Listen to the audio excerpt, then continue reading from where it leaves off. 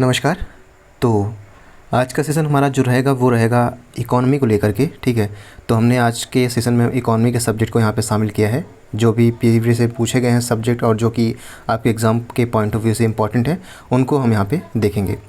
देखिए, यहाँ पे जो लेवल होता है, एक पैटर्न होता है कि आपके जो एक यूपीएससी का लेवल होता है और एक यहाँ पे आपके एंट्रेंस एग्ज़ाम का जो लेवल होता है, उसमें काफ़ी डिफरेंसेस होते हैं। जैसे कि आपके यूपीएससी के लेवल में पूछता है काफ़ी डेप्थ में चीज़ें, जबकि आपके एंट्रेंस एग्ज़ाम में जो चीज़ें पूछी जाती हैं वो बाहरी चीज़ें, ठीक है, बाहरी तौर पर एक एक्सपेक्ट किया जाता है कि एक नॉर्मल स्टूडेंट से कि हाँ वो चीज़ें बता सकता है, ठीक है, पढ़ने के बाद। जैसे कि पहला हो गया, इस सबसे पहले ये कौन किया था, नॉर्मल चीज़ें हो गई, चाहे इकॉनमी को, चाहे हिस्ट्री को, चाहे ज्योग्राफी को, चाहे जिस सब्जेक्ट्स हो, नॉर्मल चीज़ें पूछी जाती हैं, ठीक है। तो एक दायरा होता है जो कि मैंने बता भी दिया है, जो कि प्रीवियस ईयर के पेपर जब आप सॉल्व कर रहे होंगे तो आपको इससे अंदाज़ा भी लग गया होगा किस तरीके से पेपर आता है।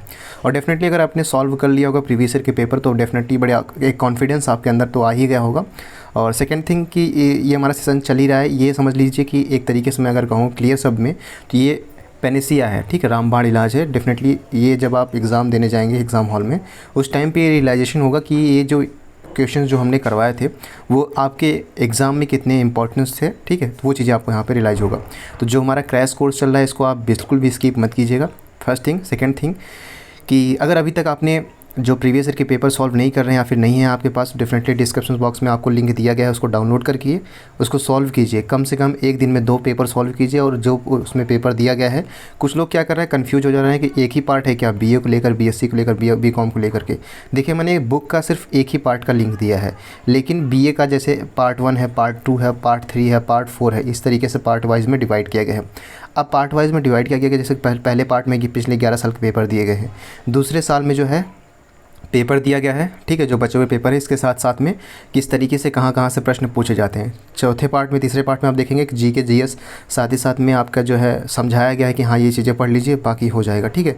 और आखिरी पार्ट जो है उसमें जो है इंग्लिश और हिंदी किस तरीके से आते हैं उसको समझाया गया है बीए वालों के लिए। ठीक इसी तरीके से आपका बीकॉम के लिए तो आपको चारों पार्ट जो है मैंडेटरी है, ठीक है, सभी इंपॉर्टेंट है।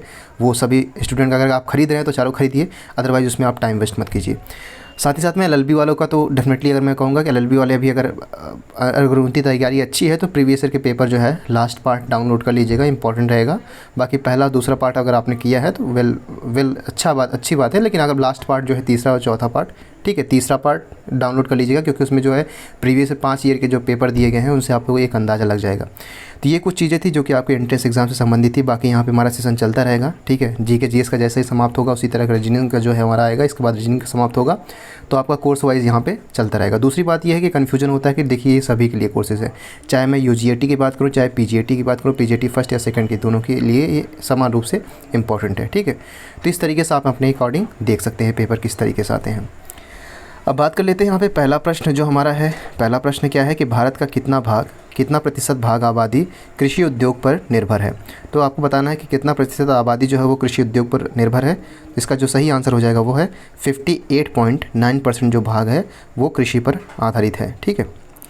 इसी तरीके से अगर बात किया जाए, तीसरा प्रश्न हमारा है, अगला प्रश्न जो हमारा है कि राष्ट्रीय पदार्थ से सकल लाभ में कितना प्रतिशत कृषि उद्योग का योगदान है। देखिए यहाँ पे थोड़ा सा राष्ट्रीय जीडीपी यहाँ पे कही गई है। थोड़ा सा आप इंग्लिश में अगर आप सॉल्व कर रहे हैं पेपर को तो आप इंग्लिश की सहायता लीजिएगा, क्योंकि अगर आप इकोनॉमी के सब्जेक्ट को यहाँ पे हिंदी में समझने का प्रयास करेंगे तो बड़ा कठिनाई होगी। तो राष्ट्रीय आय में जो है सकल लाभ में, या फिर कहा जाए कि जीडीपी में कृषि का कितनी भूमिका है, तो ये चीज़ें पूछी गई हैं। तो इसका आंसर जो होगा वो है 17.5% जो है करेक्ट आंसर होगा। वहीं इसी तरीके से चौथा नंबर हमारा पूछा गया है कि जीडीपी के आधार पर भारत का कौन सा स्थान है। तो जीडीपी के आधार पर भारत का 7वां स्थान है। कुछ चीज़ें करंट अफेयर से आप यहाँ पर रिलेट करके पढ़ लीजिएगा। PPP यानी परचेजिंग पावर पैरिटी, ठीक है, के आधार पर भारत का स्थान कौन सा है, ये मोस्ट इंपॉर्टेंट है, ये है तीसरा स्थान, ठीक है। तो परचेजिंग पावर पैरिटी के आधार पर भारत का तीसरा स्थान। इसी तरीके से हमारा अगला प्रश्न है कि जीडीपी पर कैपिटा के आधार पर, ठीक है, जीडीपी पर कैपिटल के आधार पर, कैपिटा के आधार पर सबसे पहले स्थान पर कौन सा है। तो जीडीपी के आधार पर देखा जाए तो कतर का जो है सबसे अधिक जीडीपी है। इसको आप यहाँ पे करंट अफेयर से जोड़ लीजिएगा। छठे नंबर को थोड़ा सा देख लीजिएगा एक बार। 7वां नंबर हम यहाँ पे देख लेते हैं कि भारत में उच्चतम मानव विकास सूचकांक अर्थात ह्यूमन डेवलपमेंट इंडेक्स जो जारी किया जाता है वो किस राज्य में है? तो भारत में उच्चतम मानव विकास सूचकांक जो है सबसे अधिक किसका है? तो ये है केरल का। ठीक है, यहाँ के लोग अधिक शिक्षित हैं, आगे महिलाओं का भी स्थिति काफ़ी अच्छी है। तो ह्यूमन डेवलपमेंट इंडेक्स में सबसे आगे कौन सा है? केरल। इसी प्रकार से अगला प्रश्न है कि निम्नलिखित में से कौन से देश में मिश्रित अर्थव्यवस्था है? ठीक है, मिक्सचर इकोनॉमी है, तो ये है भारत में। ठीक है, इसको आप यहाँ पे देख लीजिएगा। इसी प्रकार से हमारा अगला प्रश्न है कि 9वां नंबर है कि आर्थिक क्रियाओं का उद्देश्य क्या होता है? तो आर्थिक क्रियाओं का उद्देश्य क्या होता है? जीविकोपार्जन के लिए। ठीक है, यानी आप अपनी जीविका चला सके, खा और जी सके।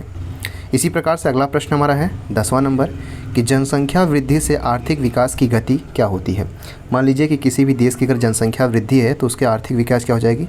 मंद हो जाती है। ठीक है, इसी प्रकार से अगर बात किया जाए कि आर्थिक विकास की व्याख्या के लिए विभिन्न आधार कौन कौन से हैं, तो आर्थिक विकास की व्याख्या के लिए जो आधार यहाँ पे बताए गए हैं, सकल राष्ट्रीय उत्पाद, ठीक, प्रति व्यक्ति आय और आर्थिक कल्याण का आधार, ये तीनों आधार जो है वो आर्थिक विकास की व्याख्या के आधार हैं। ठीक है, इस चीज़ को यहाँ पे आप ध्यान दीजिएगा।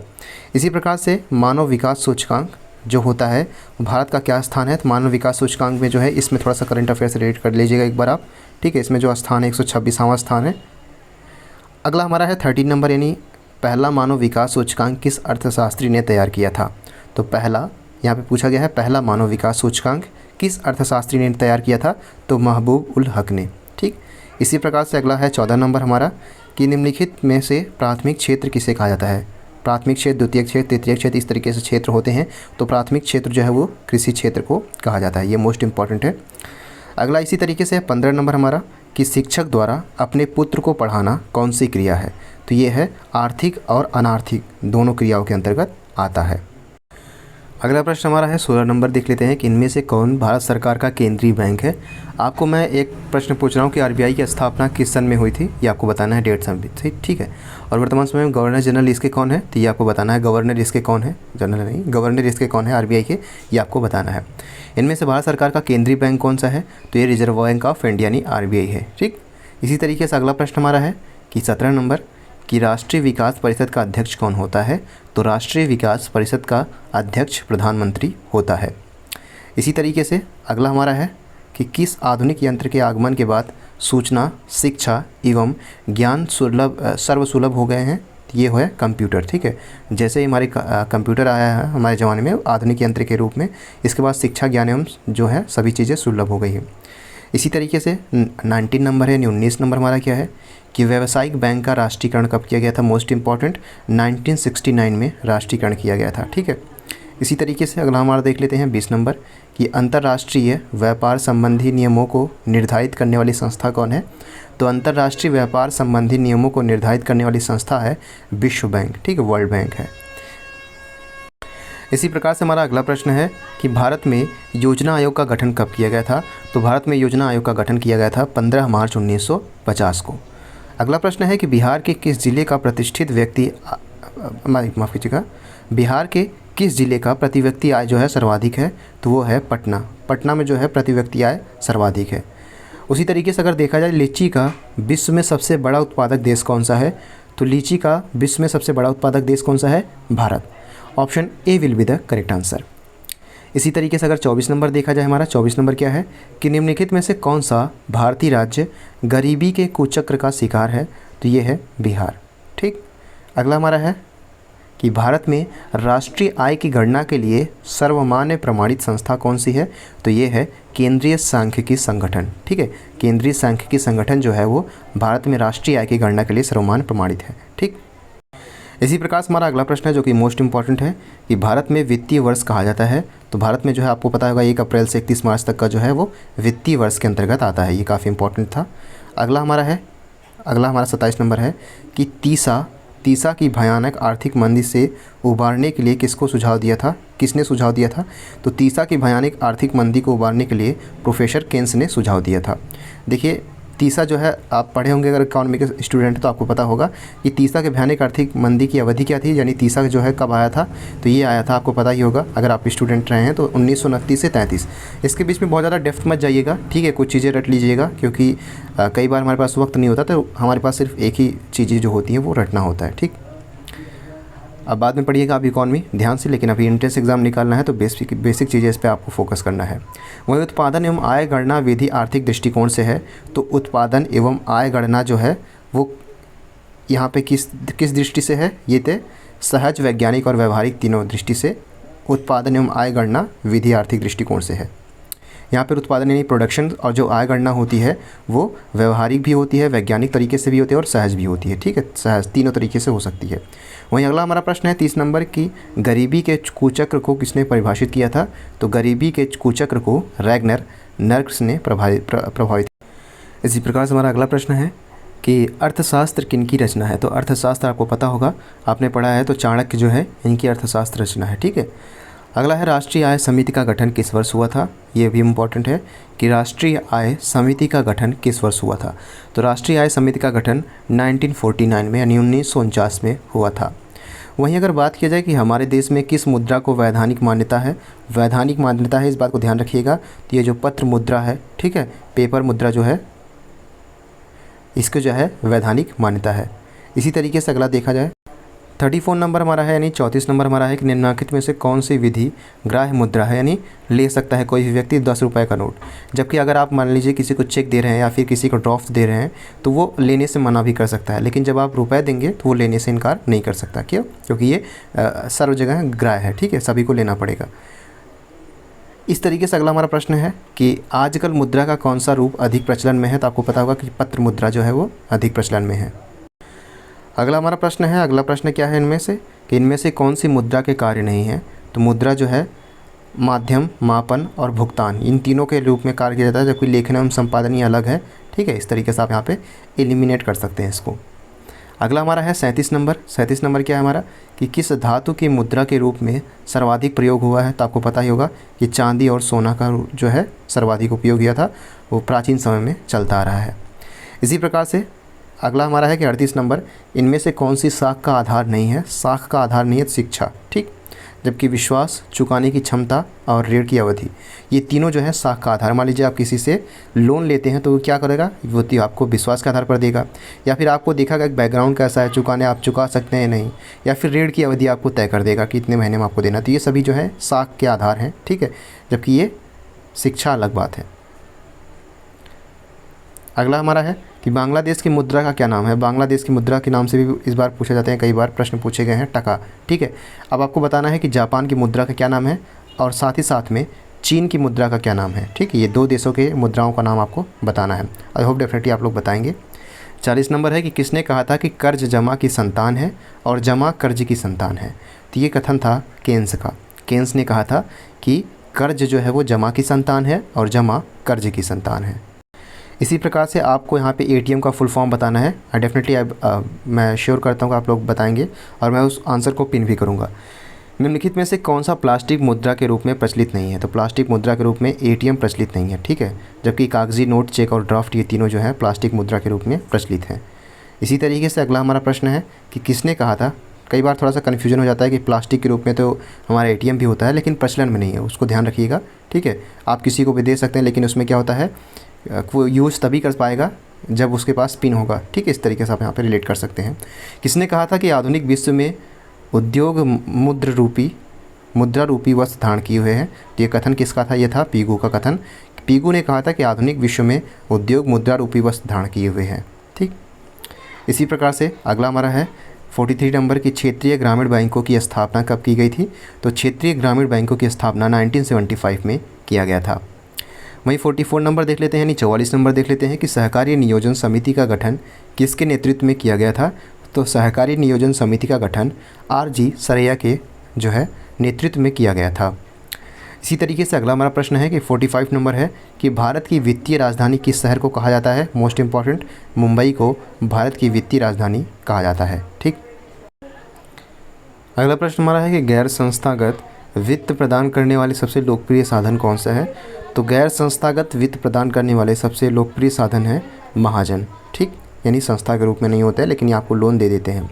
इसी प्रकार से अगला प्रश्न है कि भारत में सहकारिता आंदोलन का प्रारंभ कब हुआ था? तो भारत में सहकारिता आंदोलन का प्रारंभ 1904 में हुआ था। इसी प्रकार से 48 नंबर हमारा है, यानी 48 नंबर हमारा है कि इनमें से कौन एशिया का सबसे पुराना शेयर बाज़ार है? तो एशिया का पूछा है मुंबई। ठीक है, अब अगला हमारा है, ठीक है, अगला है कि आर्थिक विकास का तीसरा क्षेत्र क्या है। पहला हमने देखा था जो है कृषि होता है, तीसरा जो है सेवा क्षेत्र होता है, दूसरा आपको कमेंट बॉक्स में बताना है। अगला हमारा है 50 नंबर यानी अर्धशतक लगते हुए हमारा, ठीक है, राष्ट्रीय ग्रामीण रोजगार गारंटी योजना किस महापुरुष के नाम पर है। तो राष्ट्रीय ग्रामीण आपको पता होगा महात्मा गांधी, ठीक है, मनरेगा था, ठीक है। अगला हमारा है कि स्वर्ण जयंती शहरी रोजगार योजना किस वर्ष शुरू की गई थी। तो स्वर्ण जयंती शहरी रोजगार योजना 1997 में शुरू की गई थी।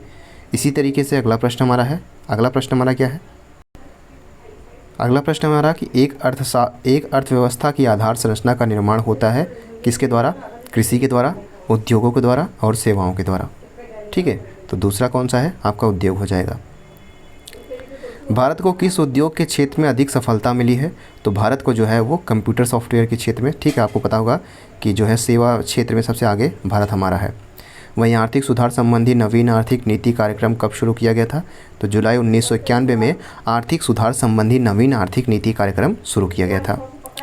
पार्ले ग्रुप के थम्स अप नामक ब्रांड को किस बहुराष्ट्रीय कंपनी ने खरीद लिया है। ठीक है, तो कोका कोला ने। अगला प्रश्न हमारा है कि इनमें से कौन भारतीय बहुराष्ट्रीय कंपनी है। तो डाबर जो है वो भारतीय बहुराष्ट्रीय कंपनी के अंतर्गत आती है। वहीं भारत में वैश्वीकरण की प्रक्रिया कब शुरू हुई थी। तो है जो वैश्वीकरण यानी ग्लोबलाइजेशन जो शुरू हुआ था वो 1991 में से शुरू हो गया था। 58 नंबर है कि उपभोक्ता आंदोलन का प्रवर्तक किसको माना जाता है। तो उपभोक्ता आंदोलन का प्रवर्तक राल्फ नादर को माना जाता है। उपभोक्ता अधिकार दिवस कब मनाया जाता है। उपभोक्ता अधिकार दिवस 15 मार्च को मनाया जाता है। वहीं अगर बात की जाए कि उपभोक्ता जागरूकता आंदोलन की शुरुआत किस देश में हुई थी। तो उपभोक्ता जागरूकता आंदोलन की शुरुआत जो हुई थी वो इंग्लैंड में हुई थी। ठीक, इसी प्रकार से हमारा अगला प्रश्न है कि उपभोक्ता अधिकारों की घोषणा किस देश में हुई थी। तो ये हुई थी संयुक्त राज्य अमेरिका में यानी यूएसए में। वहीं बिहार में सेवा का अधिकार किस वर्ष लागू किया गया था। तो बिहार में सेवा का अधिकार जो है 2011 में लागू किया गया था। वहीं बात की जाए कि अंतर्राष्ट्रीय मानकीकरण संगठन अर्थात ISO का मुख्यालय कहाँ पर है। तो जिनेवा में है। ठीक, वहीं बात किया जाए कि संयुक्त राष्ट्र संघ ने किस वर्ष उपभोक्ता के अधिकार एवं सुरक्षा के लिए सिद्धांत जो है निर्धारित किए थे। तो संयुक्त राष्ट्र संघ ने उपभोक्ता के अधिकारों के लिए 1985 में निर्धारण किया था। मानवाधिकार आयोग की स्थापना मोस्ट इम्पॉर्टेंट 1993 में किया गया था। इसी प्रकार से हमारा अगला प्रश्न है कि भारत में राष्ट्रीय उपभोक्ता दिवस कब मनाया जाता है। तो भारत में राष्ट्रीय उपभोक्ता दिवस 24 दिसंबर को मनाया जाता है। वहीं अगर बात की जाए कि निम्नलिखित में से कौन सा भोज्य पदार्थों की शुद्धता की गारंटी देता है। तो ये है एग मार्क। ठीक है, हॉलमार्क नहीं। ठीक है, इस बात का ध्यान रखिएगा, एग मार्क होता है। वहीं भारत में उपभोक्ता संरक्षण अधिनियम की घोषणा हुई थी 1986 में। और भारत के कौन से 2 राज्य खनिज तेल के अग्रणी उत्पादक हैं। तो ये है असम और गुजरात। ठीक है, अगला हमारा है 70 नंबर कि भारत में तेल और प्राकृतिक गैस निगम अर्थात ONGC का मुख्यालय कहाँ पर है। तो ONGC का मुख्यालय देहरादून में है। इसी प्रकार से हमारा अगला प्रश्न है कि भारत में बड़ी इलायची का अधिकतम उत्पादन किस राज्य में होता है। तो ये होता है सिक्किम में। भारत में कौन सा राज्य काली मिर्च का सबसे बड़ा उत्पादक है। तो ये है केरल। भारत में सबसे अधिक उपयुक्त अनाज कौन सा है। तो ये है चावल। वहीं अगर बात की जाए कि भारत में किस राज्य में आर्द्र कृषि होती है। तो ये होती है केरल में। और कौन सा राज्य काजू का सबसे बड़ा उत्पादक है। तो केरल है। ठीक, अगला हमारा बात कर लेते हैं कि निम्नलिखित राज्यों में से किस राज्य में सबसे ज़्यादा चाय के बागान है। तो वो है असम में। ठीक, चाय का सबसे बड़ा उत्पादक। निम्नलिखित में से किस फसल के लिए भारत का कृषि क्षेत्र सबसे अधिक है। तो यानी चावल यहाँ पे सबसे ज़्यादा उत्पादन होता है। वहीं बात की जाए कि निम्नलिखित में से भारत के किस राज्य में कोयले की मात्रा सबसे अधिक है। तो कोयले की मात्रा सबसे अधिक उड़ीसा राज्य में है। वहीं राष्ट्रीय ग्रामीण विकास संस्थान कहाँ पर स्थित है। तो हैदराबाद में अवस्थित है। बात की जाए कि भारत में अधिकतर बेरोजगारी किसकी है। तो ये संरचनात्मक बेरोजगारी है। ठीक है, भारत में। ठीक, अगला जो कि हमारा इंपॉर्टेंट है कि वर्ल्ड डेवलपमेंट रिपोर्ट किसका वार्षिक प्रकाशन है। तो वर्ल्ड डेवलपमेंट रिपोर्ट जो है वो IBRD के द्वारा जारी किया जाता है। वहीं 82 नंबर है कि मानव विकास सूचकांक किस अर्थशास्त्री की देन है। तो मानव विकास सूचकांक महबूब उल हक की देन है।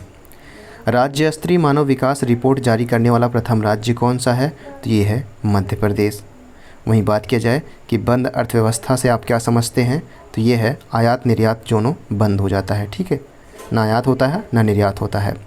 वहीं भारत में प्रच्छन्न बेरोजगारी सामान्यतः दिखाई देती है, तो कृषि क्षेत्रों में प्रच्छन्न बेरोजगारी दिखाई देती है। जब आप पढ़ेंगे तो इकॉनमी में तो आपको पता चलेगा कि प्रच्छन्न बेरोजगारी क्या होती है। अगला प्रश्न हमारा है कि भारत के किस राज्य में गरीबों का प्रतिशत सबसे अधिक है, तो वो है उड़ीसा में। ठीक है, बिहार मत लगाइएगा, अब आईएएस निकाल रहे हैं सब लोग।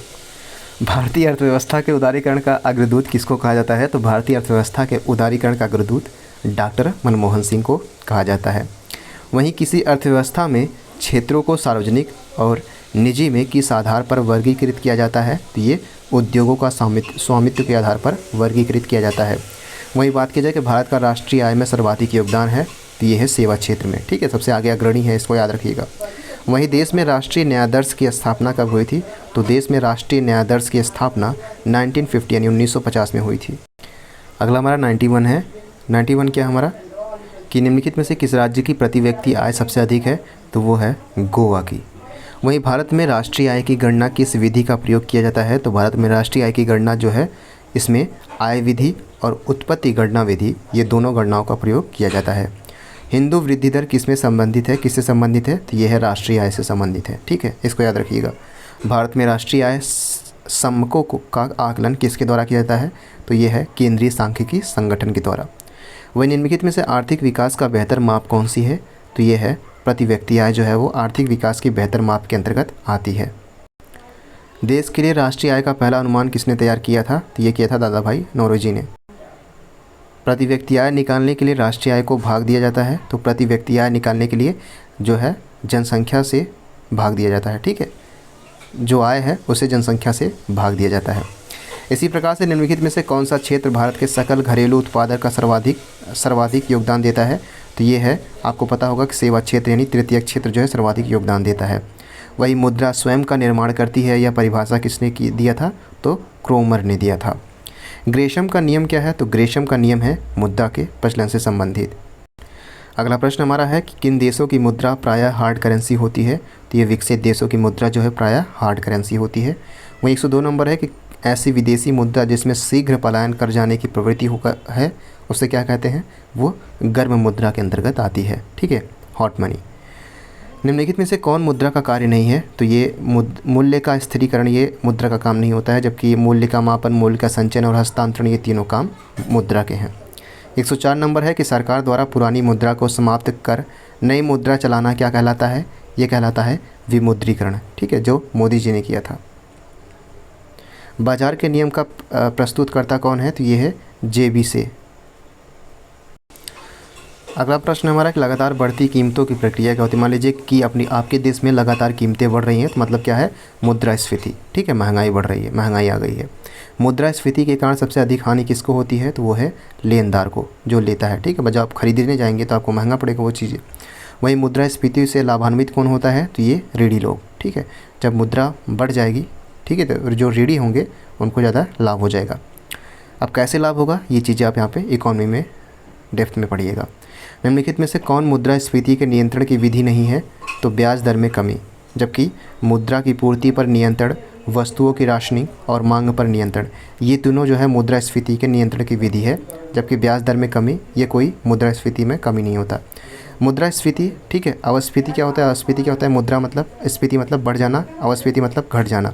तो ब्याज दर में आप जब कमी करेंगे तो इससे क्या होगा, इससे तो और लोग लोन लेंगे। ठीक है, तो ये क्या चीज़ें हैं, ये अलग चीज़ें हैं। ठीक है, इनको आप यहाँ पे देख सकते हैं। वहीं अगला प्रश्न है हमारा कि गिल्ट एल्ट बाजार किससे संबंधित है, तो ये सोना चांदी से संबंधित है। अगला प्रश्न हमारा है कि भारत में किसे बैंकों का बैंक कहा जाता है, तो आरबीआई को यानी भारतीय रिजर्व बैंक को बैंकों का बैंक कहा जाता है। भारत में करेंसी नोट जारी करता है, तो आरबीआई यानी भारतीय रिजर्व बैंक जो है वो सरकारी नोट जारी करता है। ठीक है, जो नोट होती है। अगला प्रश्न हमारा निम्नलिखित में से किस बैंक ने कोई व्यक्ति अपना खाता नहीं खोल सकता है, तो ये है भारतीय रिजर्व बैंक में कोई भी खाता नहीं खोल सकता है। वहीं भारतीय रिजर्व बैंक का लेखा वर्ष क्या होता है, तो ये है अप्रैल से मार्च के बीच में। बैंक नोट प्रेस कहाँ स्थित है, तो ये बैंक नोट जो है वो देवास में अवस्थित है। अब बात करते हैं कि भारतीय औद्योगिक पुनर्निर्माण बैंक की स्थापना किस वर्ष किया गया था, तो भारतीय औद्योगिक पुनर्निर्माण बैंक की स्थापना 1985 में किया गया था। वहीं फेडरल रिजर्व बैंक किस देश की केंद्रीय बैंक है, तो ये है संयुक्त राज्य अमेरिका का। वहीं भारतीय यूनिट टेस्ट की स्थापना 1964 में किया गया था। और भारत का सबसे बड़ा म्यूचुअल फंड का संस्था कहाँ पे है, तो यूटीआई में। भारत में स्टॉक एक्सचेंज का नियमन करने वाली बॉडी कौन है, सेबी, आपको पता ही होगा, ठीक है। अगला प्रश्न हमारा, बम्बई स्टॉक एक्सचेंज की स्थापना कब हुई थी, तो 1875 में बम्बई स्टॉक एक्सचेंज की स्थापना की गई थी। अगला हमारा है कि राष्ट्रीय स्टॉक एक्सचेंज की स्थापना कब की गई थी, यानी एनएससी की स्थापना कब की गई थी, तो ये फेरवानी समिति के द्वारा की गई थी, किस समिति के आधार पर, ठीक है। वही निफ्टी निम्नलिखित में से किस शेयर बाजार का मूल्य सूचकांक है, निफ्टी 50 आपको पता होगा, ठीक है, शेयर मार्केट संबंधित जो अगर आपके पास संबंधित है। एक बीएससी होता है, बॉम्बे स्टॉक एक्सचेंज, और एक होता है एनएससी, ठीक है, नेशनल स्टॉक एक्सचेंज। इसको जो है गवर्न कौन करती है, सेबी करती है, ठीक है।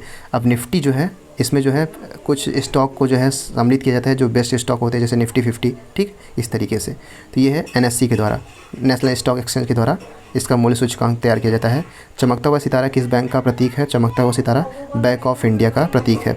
वहीं भारतीय जीवन बीमा निगम की स्थापना 1956 में किया गया था। दलाल स्ट्रीट कहाँ पर स्थित है, तो आपने अगर देखा होगा स्कैम 1992, ठीक है, तो ये मुंबई में स्थित है, ठीक है, आपको पता होगा, हर्षद मेहता स्कैम वाला। 127 नंबर है कि भारत में कागजी नोट मुद्रा को जारी करने का पूर्ण अधिकार किसके पास है, तो ये है रिजर्व बैंक के पास। सरकार अर्थोपाय ऋण लेती है, किससे लेती है, तो ये लेती है आरबीआई से, ठीक, आपको पता होगा। और निम्नलिखित में आपको बताना है कि एक होता है, चलिए ठीक है, अभी पूछते हैं। निम्नलिखित भारतीय बैंकों में से कौन सा एक राष्ट्रीयकृत बैंक नहीं है, देखिए, देना बैंक, कॉर्पोरेशन बैंक और विजया बैंक, ये तीनों जो है वो राष्ट्रीयकृत बैंक है, जबकि फेडरल बैंक यहाँ पे राष्ट्रीयकृत बैंक नहीं है। 130 नंबर देख लेते हैं कि निम्नलिखित में से किसको वास्तविक मजदूरी का प्रमुख निर्धारित माना जाता है, तो ये है मुद्रा की क्रय शक्ति को। अगला प्रश्न हमारा है कि नई मुद्रा यूरो किस वर्ष प्रारंभ की गई थी, तो 1999 में प्रारंभ की गई थी। वहीं प्रथम क्षेत्रीय ग्रामीण बैंकों की स्थापना 1975 में किया गया था। और किस वर्ष नाबार्ड की स्थापना हुई थी, तो 1982 में नाबार्ड की स्थापना हुई थी। किस अर्थव्यवस्था में मुद्रा के मूल्य और कीमत स्तर के बीच संबंध होता है, तो ये हो प्रतिलोम, ठीक है, यानी उल्टा संबंध होता है। तो किसी अर्थव्यवस्था में जो है वो मुद्रा के मूल्य और कीमत में क्या का संबंध होता है, तो ये प्रतिलोम संबंध होता है। जो वस्तुएं दुर्लभ हो, उनकी आपूर्ति सीमित हो, उन्हें क्या कहते हैं। मान लीजिए कोई वस्तु है, उनकी कोई वस्तु दुर्लभ हो और उनकी आपूर्ति क्या हो, सीमित हो, तो ये आर्थिक वस्तुएं कहलाती है, ठीक है। मान लीजिए एक मार्केट में किसी वस्तु का डिमांड है लेकिन वो सीमित मात्रा में है, तो ये क्या है, दुर्लभ वस्तु है। जैसे मान लीजिए हीरा, तो ये क्या है, आर्थिक वस्तुएं हैं। हीरा क्या है, दुर्लभ पदार्थ है और इसकी सीमित मात्रा में है। अगला नंबर हम देख लेते हैं कि हमारा अर्थतंत्र में ज्ञान, तकनीकी कुशलता, शिक्षा आदि को क्या माना जाता है, तो ये मानव पूंजी माना जाता है। अर्थतंत्र में ज्ञान, तकनीकी कुशलता और शिक्षा आदि को क्या माना जाता है, मानव पूंजी। किसी उद्यमी का सबसे महत्वपूर्ण काम कौन सा होता है, जोखिम उठाना, ठीक है, बिजनेसमैन। रिस्क है तो इश्क है। इसी प्रकार से अगला प्रश्न देख लेते हैं कि निम्नलिखित में से उत्पादन का सर्वाधिक गतिशील कारक कौन सा है, तो ये पूंजी है।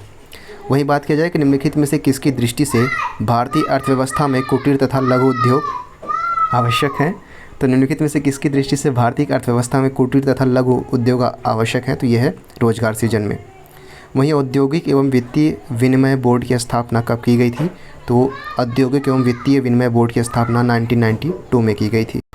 वहीं अगर बात की जाए भारत में औद्योगिक वित्त का शिखर संगठन कौन सा है, तो ये है IDBI। जो भारत में औद्योगिक वित्त का शिखर संगठन है वो है IDBI। अगला हमारा है 142 कि निम्नलिखित में से कौन सी संस्था उद्योगों की दीर्घकालीन वित्त उपलब्ध कराती है, तो ये सभी, यानी LIC, GIC और UTI, ये तीनों जो है वित्त उपलब्ध कराती हैं। वहीं भारतीय औद्योगिक वित्त निगमन की स्थापना 1948 में की गई थी। बोकारो स्टील प्लांट किस देश के सहयोग से स्थापित किया गया था, रूस, ठीक है, इंपॉर्टेंट है। वहीं दुर्गापुर इस्पात संयंत्र किसके सहयोग से स्थापित किया गया, तो ये ग्रेट ब्रिटेन के सहयोग से स्थापित किया गया था। इसी प्रकार से हमारा अगला प्रश्न है कि विश्व में स्वर्ण की सर्वाधिक खपत वाला देश कौन सा है, तो ये है भारत। यहाँ पे सबसे ज़्यादा खपत होती है, ठीक है, आप पता ही होगा रीजन। किस खनिज के उत्पादन में भारत का विश्व में प्रथम स्थान है, ये है अभ्रक, ठीक है, विश्व में पहला स्थान है भारत का। विश्व में बॉक्साइट संसाधन के मामले में भारत का स्थान है, तो ये 5वां स्थान है। वहीं भारत की प्रथम खनिज नीति कब घोषित हुई थी, तो भारत की पहली खनिज नीति 1951 में घोषित किया गया था। भारत किस देश को लौह अयस्क का सर्वाधिक निर्यात करता है, तो ये करता है जापान को, ठीक। एक इकोनॉमी में आपका टर्म यूज़ किया जाता है स्टैगफ्लेशन, ठीक है, तो स्टैगफ्लेशन की स्थिति क्या है, तो ये गतिरोध और मुद्रास्फीति की अंतर्गत आता है। अब ये क्या होता है ये आप जब पढ़ेंगे, ठीक है, तब उस समय समझ में आएगा। वह कौन सा बैंक है जिसमें कृषकों के पास आसानी से पहुंचने के लिए किसान क्लब बनाए जाते हैं? तो यह क्षेत्रीय ग्रामीण बैंक, ठीक है, किसानों के पहुंच के लिए। कोयला उत्पादन देश में भारत का स्थान जो है वो तीसरा स्थान है। वहीं बात की जाए कि पेट्रोलियम पदार्थों की बिक्री के लिए पेट्रो कार्ड किस कंपनी द्वारा जारी किया जाता है? तो पेट्रो कार्ड BPCL के द्वारा जारी किया जाता है। वहीं औद्योगिक क्रांति का सर्वप्रथम देश किस में हुई थी? तो औद्योगिक क्रांति सर्वप्रथम इंग्लैंड में हुई थी। अगला प्रश्न हमारा है कि भारत का सबसे बड़ा उद्योग कौन सा है? तो भारत का सबसे बड़ा उद्योग कपड़ा उद्योग है। वहीं भारत का प्राचीनतम विशाल उद्योग कौन सा है? तो ये है सूती वस्त्र उद्योग।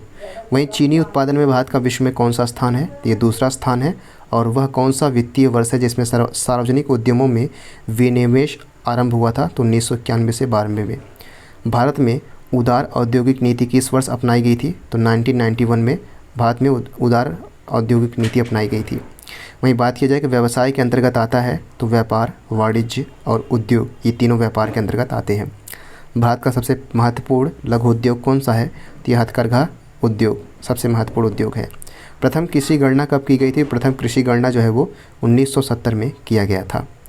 भारत में कृषि क्षेत्र के GDP का कितना प्रतिशत भाग कृषि शोध पर व्यय किया जाता है? बहुत ही कम प्रतिशत, ठीक है, 0.3%। वहीं हरित क्रांति का सर्वाधिक निराशाजनक परिणाम किस फसल में देखने को मिला है? तो दलहन में, ठीक। अगला प्रश्न हमारा है कि हरित क्रांति शब्द के प्रतिपादक कौन है? यानी हरित क्रांति को किन्होंने लाया था? तो विलियम गॉड ने लाया था। ऑपरेशन फ्लड कार्यक्रम का प्रारंभ कब हुआ था? तो ऑपरेशन फ्लड कार्यक्रम का जो प्रारंभ हुआ था वो 1970 में हुआ था। नीली क्रांति का संबंध आपको पता ही होगा, ठीक है, मत्स्य पालन से संबंधित है ये। और दुग्ध उत्पादन से संबंधित कौन सा है? ठीक है, सफ़ेद।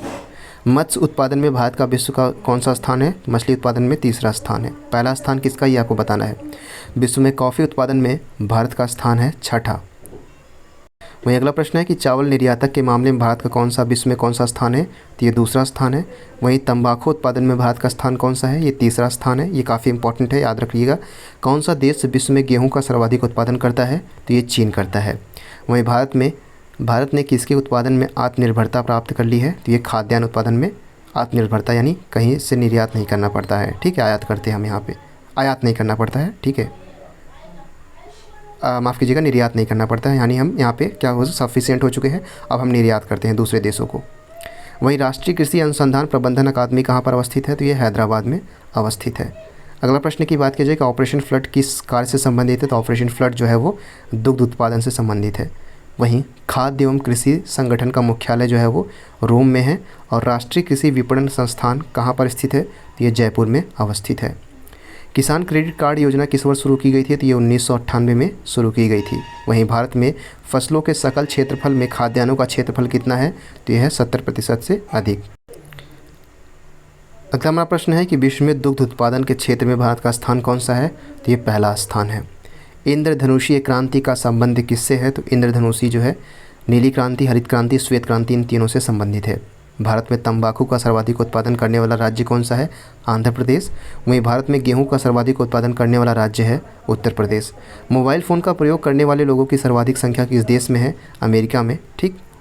इसी प्रकार से अगर बात किया जाए कि विश्व में सेलफोन का सबसे बड़ा उत्पादक देश कौन सा है? तो वो चीन उत्पादन करता है, ठीक है। MI फ़ोन सब चीनी का है। इवन जिस फ़ोन से रिकॉर्डिंग हो रही है ये भी चीन का ही है। 187 नंबर देख लेते हैं। केंद्र सरकार के बजट के चालू खाते में व्यय की सबसे बड़ी मद कौन सी है? तो यह है केंद्रीय आयोजन। वहीं अगर बात किया जाए कि निम्नलिखित प्रत्यक्ष करों में से किस कर से सरकार को अधिकतम स्वराज की प्राप्ति होती है? तो ये कौन सा है? ये निगम कर है। वहीं अगर बात की जाए कि भारत सरकार के बजट के कुल घाटे में किस घाटे का सबसे अधिक योगदान है? तो ये है राजकोषीय घाटा। वहीं अगर बात की जाए कि भारत सरकार के बजट के आंकड़े में कुल व्यय और कुल प्राप्तियों के बीच अंतर को क्या कहा जाता है? तो ये कहा जाता है बजटीय घाटा, ठीक। इसी प्रकार से अगर बात की जाए कि निम्नलिखित में से कौन सा एक साधन केंद्र सरकार को राजस्व का स्रोत नहीं है? तो ये है कृषि आयकर जो है ये एक ऐसा साधन है जो केंद्र सरकार के राजस्व का स्रोत नहीं है, जबकि उत्पादन शुल्क, आय शुल्क और कॉर्पोरेट टैक्स ये तीनों जो है केंद्र सरकार के अंतर्गत आते हैं। वहीं गैर योजना खर्च का सबसे महत्वपूर्ण मद कौन सा है? तो गैर योजना ये भुगतान, ब्याज भुगतान, ठीक। संपदा कर भारत में पहली बार किस वर्ष लागू किया गया था? तो 1957 में। वहीं संशोधित मूल्य वर्धित कर का संबंध किससे है? उत्पादन शुल्क से है। भारत में गरीबी हटाओ का नारा किस पंचवर्षीय योजना के अंतर्गत लाया गया था? तो ये 5वीं पंचवर्षीय योजना के अंतर्गत ये लाया गया था। अगला प्रश्न हमारा है, अगला प्रश्न है कि राष्ट्रीय विकास परिषद का पदेन सचिव कौन होता है? तो ये योजना आयोग के सचिव जो होते हैं ये राष्ट्रीय विकास परिषद के पदेन सचिव होते हैं। वहीं प्रथम वित्त आयोग के अध्यक्ष कौन थे? तो ये थे के.सी. नियोगी। वहीं बात की जाए कि भारत में वित्त आयोग के गठन का प्रावधान संविधान के किस अनुच्छेद में किया गया है? तो ये किया गया है अनुच्छेद 280 में। वहीं बात की जाए कि मौलिक अधिकारों को लागू करने के लिए रिट जारी की जाती है, तो ये है उच्चतम न्यायालय द्वारा। ठीक है, जो मौलिक अधिकार होते हैं उनको लागू करने के लिए जो रिट जारी की जाती है वो उच्चतम न्यायालय के द्वारा जारी की जाती है। वहीं भारत में योजना आयोग का गठन किस वर्ष किया गया था? तो 1950 में किया गया था। तो 200 हमारे 2 शतक लग चुके हैं, तो अगला सेशन हमारा जल्दी आएगा और आई होप कि डेफिनेटली आपको ये सेशन पसंद आया होगा और ये एग्ज़ाम के पॉइंट ऑफ व्यू से तो काफ़ी इंपॉर्टेंट है और डेफिनेटली ये आपके एग्ज़ाम के में काफ़ी हेल्प करेगा। ठीक है, अब बाकी मैंने बता दिया है कि पीडीएफ अगर आप डाउनलोड करना चाहते हैं तो पीडीएफ आप डाउनलोड कर सकते हैं, जो कि लिंक जिसका डिस्क्रिप्शन बॉक्स में दिया गया है। ठीक है, आप उसको वहाँ पर डायरेक्टली जा करके डाउनलोड कर सकते हैं और उसको सॉल्व करते रहिएगा। ठीक है, उससे संबंधित जो है और कोई भी डाउट हो जिसको आपको कमेंट बॉक्स के माध्यम से पूछ सकते हैं। So thank you so much, keep loving, keep supporting and keep stay with us.